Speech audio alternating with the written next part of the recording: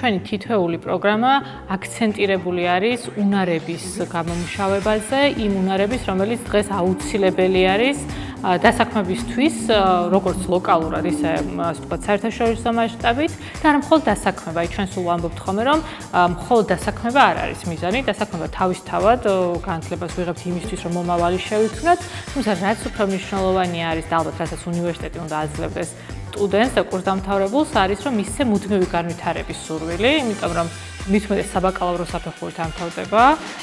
განათლება და რაღაცა ეს ჟინი თუ